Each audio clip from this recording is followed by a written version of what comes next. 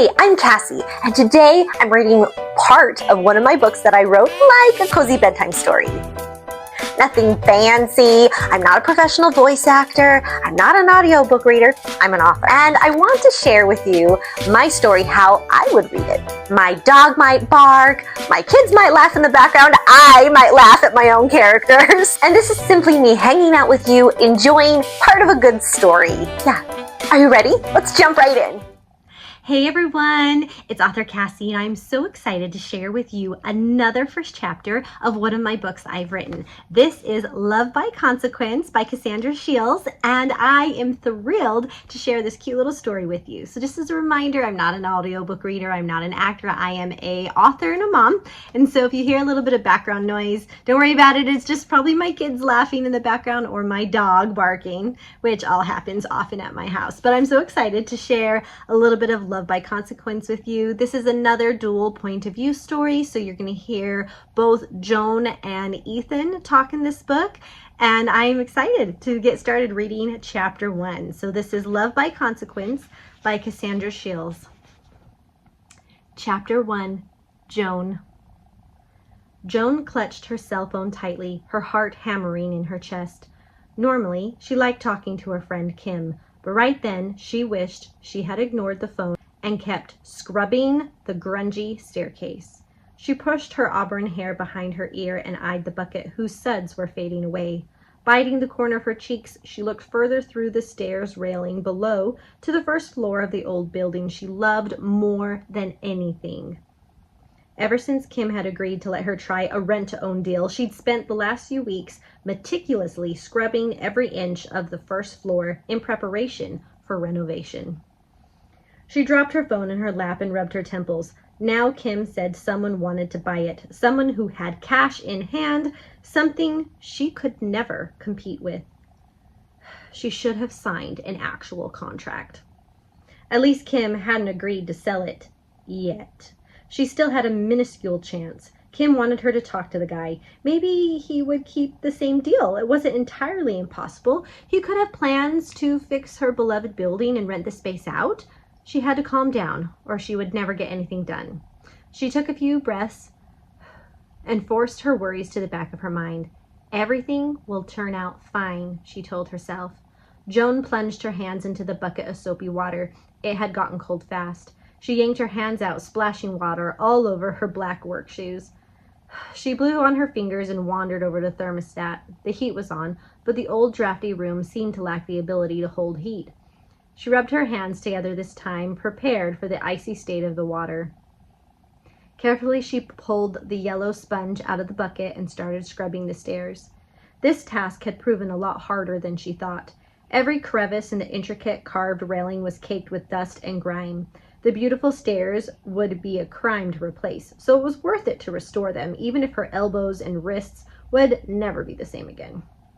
Her phone alarm beeped and she slumped against the railing. She had to go to work. The way things were going, it would take her a year to clean and repair this place alone. She tossed her sponge into the bucket and carried it to the sink on the third floor. This floor was just as bad as the other two. Joan sighed and reminded herself, I only have to finish the first floor to open my shop. The rest she could complete after. That's all that matters. She wanted the other two floors cleaned up and restored as well, but the reality of the project meant the ground floor had to be finished first. Then she could open her alteration shop, which would help her pay to complete the rest of the building. Hello? Joan dropped the bucket on her foot. Ouch! She yelped, jumping up and down. She hopped a few times in an attempt to ease the pain. Her foot hit an uneven board on the old floor. Joan flung her hands out to keep her balance, but fate had other plans. She crashed down on the dusty floor. The gray flakes of the old dust flew all over her black work pants. Hey, are you okay? Joan looked up at the sound of the man's voice. Her gaze darted to the stairs where a guy she'd never seen before raced up the last steps. His eyebrows shot up in amusement, but thankfully he didn't laugh. He was next to her in a second, and without a word he took hold of her arms and pulled her up off the dusty floor. Her breath caught in her throat, whether it was from finding herself in the arms of a completely handsome stranger, or because she had fallen onto the floor thick with dust, she didn't know. Are you okay? He asked again, making sure she was steady on her feet. Joan couldn't believe this. Why did this guy have to show up like Prince Charming the one moment she fell into the grime of her building? I'm fine. Thanks for helping me up. She pushed away from him and started brushing off her black work pants. Joan glanced at him out of the corner of her eye. From his sporty winter coat to his jogging pants and designer tennis shoes. His red hair, a close shade to her own but a little brighter, caught her eye last. Can I help you? She asked, feeling at a complete loss as to why this top-of-the-line guy would come into her dirty old building. Yes, I'm trying to track down the woman who's renting out this building. Kim Hansen said I'd probably find her here. Joan didn't like the sound of that. She hadn't started remodeling, so she hadn't bothered getting a building permit yet. The city couldn't fine her for that. Maybe if she played dumb, she wouldn't get into trouble. Oh, really? Can I ask why? He shrugged, shoving his pants into his pockets while he glanced around the space. I'm attempting to buy a couple of buildings, the one on the corner and this one. Barry Peterson has agreed to sell the corner building. Kim, who's also my realtor, owns this one. She seemed to like my offer, but has some kind of deal with the woman renting this crumbling thing. He kicked at the dusty floorboard that had tripped Joan up a few minutes before. Joan swallowed hard. She had reason to worry. This guy wasn't from the city looking for a permit. He was worse, much worse. You're Ethan Hayes? His eyes widened, but she turned away before she saw any more of his expression. Kim said he'd stop by, but she didn't think he'd come this soon. She hadn't prepared. She didn't know what to say to start defending her right to the place she'd worked for years to claim. She shook her head, suddenly angry that she'd left the front door unlocked. She had worked for too long to set up her rent-to-own deal with Kim to have it ruined by some rich boy. Yeah, I am. Are you Joan Grenton? Joan could only nod. This wasn't good. Why hadn't she signed an official contract with Kim? She knew why, because Kim was her good friend, and she didn't think she would need more than a verbal contract. He held out his hand. His light blue eyes shone brightly as a professional smile took over his face. Joan stared at his outstretched hand, but didn't take it. Instead, she swallowed the lump in her throat and backed up a step, internally yelling at herself to keep her cool. Listen, Ethan, I'm glad Kim is interested in your offer. She's wanted to sell this place for a while, but I am honestly worried about transferring my deal to a new owner. His smile faltered, tightening at the edges. I wish I could say you don't have to worry, but I have different plans for these two buildings, plans that don't include a renter. Joan's stomach turned as cold as the bucket of water she had used to scrub the stairs. She moved to her coat and pulled it on over her sweater. She had work in 5 minutes. She didn't have time to deal with this right now. This is probably a conversation we should have with Kim. Actually, I hoped we could work everything out ourselves, maybe over some breakfast over at Deb's Diner. He smiled again. He seemed confident, like he knew he was going to get what he wanted. Joan hated people like that. I'm sorry, but I have to get to work. Maybe some other time. She gestured to the stairs, but he didn't move. An exasperated sigh escaped her lips before she could stop it. She didn't have time for this. Bye, she said before she turned and darted around him and down the stairs. He followed quickly behind her. Joan, I only need a minute of your time. Joan stopped and twirled around to face him. That is literally all you have. He seemed like an okay guy, but if he didn't have plans for a renter, they had nothing to talk about. She wasn't moving or giving up on her dream unless forced. She wanted to buy the building. That was why she had made a rent-to-own deal with Kim in the first place. She would have bought it outright or gotten a loan if she could. He could have the corner building if he wanted it, but this one was special to her. This place was hers, and there wasn't anything he could say to convince her otherwise.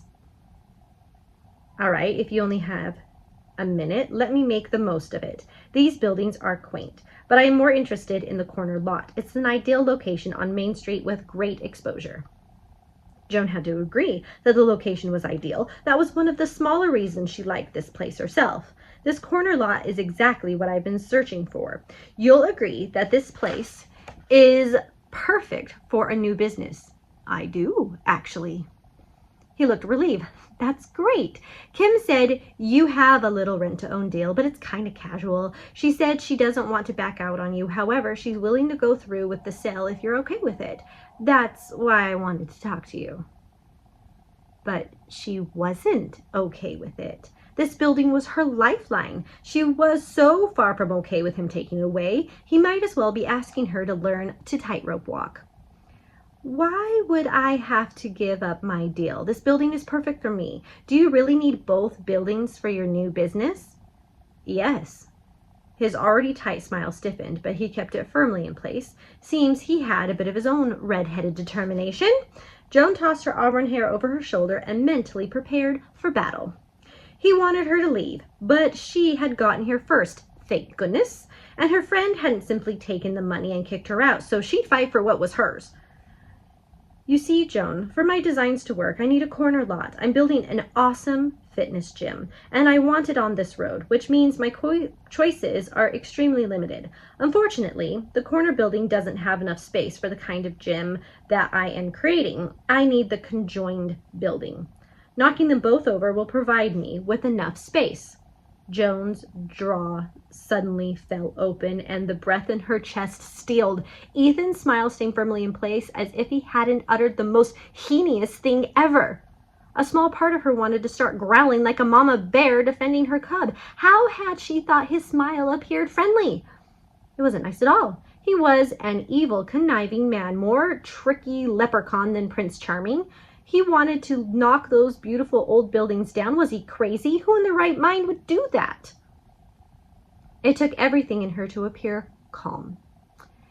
Excuse me, you want to rip them down? Yes, and build a new structurally sound building for my gym. I've got the plans done and a builder ready to work with me. Once I acquire the land, I just need you to tell Kim you're okay with canceling your deal so she'll sell me the place.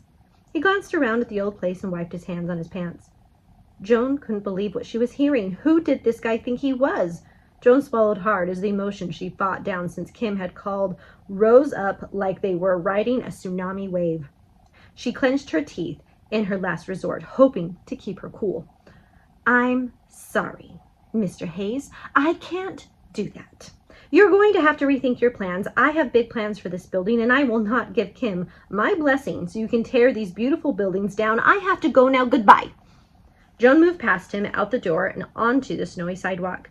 She'd return later and lock up after the dreadful man left.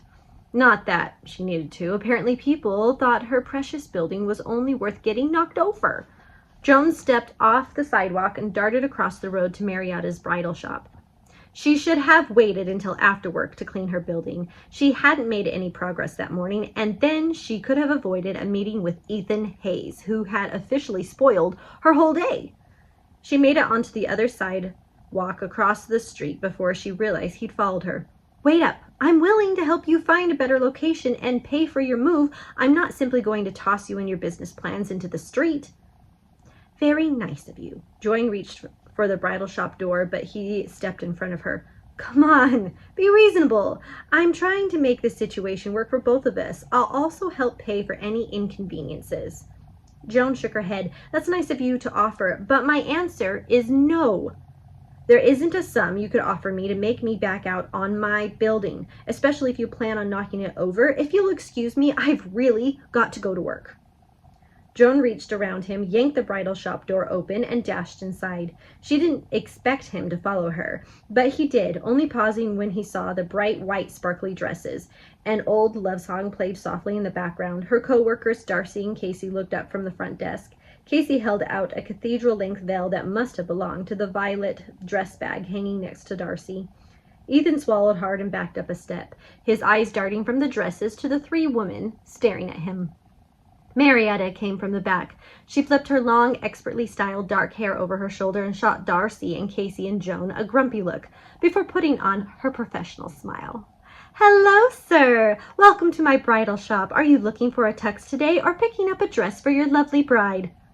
Ethan backed up another step, his back pressed against the glass door. No, I'm not making that mistake again. He looked over at Joan. Meet me after work. He nodded across the street at Deb's diner. I can't. Joan turned and started heading past the dresses hanging in plastic bags to the back room. I don't give up easily, he shouted after her. Joan turned at the door to the back room and fixed him with a glare. Neither do I. I'll wait at the diner all evening if I have to. Ethan yanked the front door open and stormed back out into the snow. Darcy, Cassie, and Marietta all turned to look at her. "What was that about?" Darcy asked, her smile growing wider with each word. "Nothing." Joan turned and escaped into her sewing room. Nothing she couldn't handle, she hoped. Knock, knock. Joan turned to find Darcy at her sewing room door. 2 seconds, and she was already going to be bombarded with questions. Joan groaned and fell into her work chair. She didn't think she could deal with Darcy right then. Darcy was her best friend, but Joan sometimes thought she was a little overdramatic. The last thing she wanted right now was more drama. Darcy scooted into the room and swung the second chair across the room, placing it right next to her. "Joan, don't take this the wrong way, but you are usually pretty boring." Joan rolled her eyes and turned to her sewing desk. "Thanks, Darcy." Darcy ignored Joan, leaned against the desk, and started fanning her face. "But that entrance, wow! Not only is he hot, but he chased you over here and asked you out, and you still said no? I think I'm missing out on a juicy story." Darcy took the armrest of Joan's chair and swung it around so that Joan faced her. Joan frowned and tried to turn the chair, but Darcy held firm. Joan tossed her hands. "Don't you have a bridal appointment coming this morning?" Darcy checked her red watch, which perfectly matched her deep red lipstick. "Not for another 10 minutes. Spill." "Fine. I don't care if he's hot. I don't want to see him again, ever. We're arguing about my building. The place that's falling apart." Joan stood and unbuttoned her coat. Could no one see what she did in that set of old buildings? The history, the handiwork, the perfect size for her alteration business she wanted to open. "He wants Kim to back out on our deal and sell it to him so that he can tear it and the corner building down." Darcy brightened. "That's fantastic. Excuse me. Best news I've heard all day." Joan turned away and tossed her coat into the dressing room in the corner of her workroom. "Darcy, how could you say that? You know having my own alteration shop in that building has been my lifelong dream. I've talked about nothing else for years." Darcy wrinkled her nose. "Come on, Joan. Are you sure you want your own alteration shop? Wouldn't you rather stay here at the bridal shop? Marietta and the rest of us love having you here. Plus, there's no rent to pay or business crap to deal with." She knew her building looked like it should be condemned, but she wasn't going to let anyone talk her out of her plans. This was what she wanted, and she needed Darcy to understand that. Darcy's lips twisted in what looked like a wonky smile, a grimace hidden by a forced smile, no doubt. Joan sighed. They'd see. Give her a few more months to make her dream a reality, and they would see how amazing that building could be. "Don't worry, Darcy. I'm not leaving the bridal shop right away. I have to fix the place first, and even then, I expect some business from you guys." Darcy leaned back and twisted her fingers in a long chunk of her pixie-cut hair. "So 5 more years. Joan laughed. "It won't take that long. You'll see." "Right, because that guy is going to buy it, and you can simply stay here with us." Darcy winked. "Think about it, Joan. Without your own business to run, you'll have more fun. Your whole life can't only be about work. Don't you want to date, go out to do fun stuff with your friends, something other than sewing like you've been doing since middle school?" Joan knew Darcy meant well, but Joan needed this more than a dumb date or a guy who wanted her to forget her dreams and only think about having babies. Not that she didn't want a family. She wanted both, her dreams and family. Darcy couldn't seem to ever understand that, but Darcy went out every other weekend with a new guy. Joan sighed. "Sure, I do. But now isn't the right time to back down from my dreams." One penciled eyebrow shot up. "Will it ever be the right time, Joan? A super hottie asked you out and you practically slammed the door in his face." Joan ignored her. "I need to focus. If I devote my life to this project, hopefully a year from now, I'll have my own alteration shop up and running. You know what that means? That you'll be boring for another year?" Joan rolled her eyes and shook her head. It meant her dream would come true if she could convince Kim not to sell to Ethan. The bell chimed up front. Darcy hopped up and checked her red lipstick in the mirror. Showtime! With a wink at herself in the mirror, Darcy left Joan's workroom. Joan breathed in deeply and let it out slowly. She didn't need the stress in her life. Pushing all thoughts about Ethan and her building aside, Joan pulled a dress off her to-do rack and sat down at her sewing machine. Well, there you go. That's chapter 1 of Love by Consequence by Cassandra Shields, or me. I hope that you enjoyed my reading of it, and I hope that you'll check out the book on Amazon or many other platforms where it is available for sale.